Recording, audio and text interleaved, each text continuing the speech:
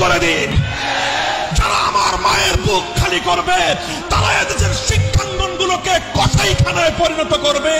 আমার মায়ের সন্তানেরা পড়তে গিয়ে লাশ হয়ে মায়ের কোলে ফিরে আসবে। এমন ছাত্র রাজনীতি আমরা দেখতে চাই না।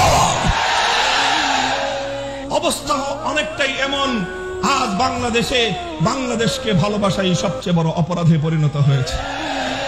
দেশের স্বার্থে কথা বলবেন, পিটিয়ে মারবে, অভিযোগ করবার কোনো জায়গা নাই।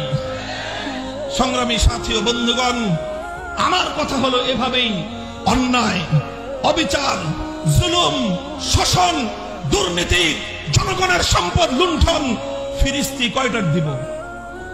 কয়টার কথা বলবো?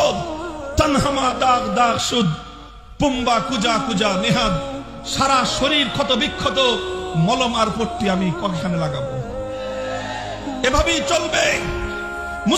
মুসলমানদের জনপদ, মুসলমানদের দেশ যতদিন পর্যন্ত কোরআন সুন্নাহ খেলাফতে রাশেদার শাসনের দিকে ফিরে না যাবে, গণতন্ত্র দিয়ে মুক্তি আসবে না, সমাজতন্ত্র দিয়ে জনগণের অধিকার প্রতিষ্ঠা হবে না, কোন তন্ত্র মন্ত্র জাতির মুক্তি আনতে পারবে না।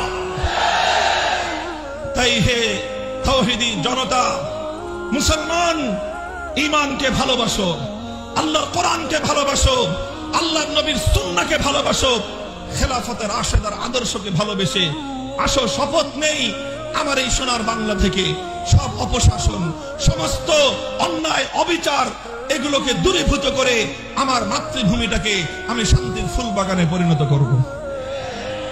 মুহতারাম হাজিরিন, আমি আবার কোরআনের সেই আয়াতের দিকে পুনরাবৃত্তি করছি। ইজা আরাদনা আন নুহলিকা কারিয়াতান আমারনা মুতরাফিহা ফাফাসাকু ফিহা ফাহাক্কা আলাইহাল কওল। যখন এভাবেই নবীর বিরুদ্ধে কটূক্তি হয় ব্রাহ্মণবাড়িয়ায়, যখন এভাবেই নবীর বিরুদ্ধে কটূক্তি হয় বোরহানুদ্দিনে, যখন এভাবেই আবরার ফাহাদরা নিহত হয় বুয়েটের মাটিতে, যখন এভাবেই নুসরাতরা নিহত হয় এই বাংলার জনপদে, যখন এভাবেই ফেলানিরা ঝুলে থাকে আমার সীমান্তের কাঁটাতারে, একটার পর একটা যখন এভাবে অন্যায় ঘটতে থাকে, তার প্রতিবাদ হয় না, তার প্রতিকার হয় না, তখন সর্বশেষ আসমান থেকে খোদার গজব নেমে আসে।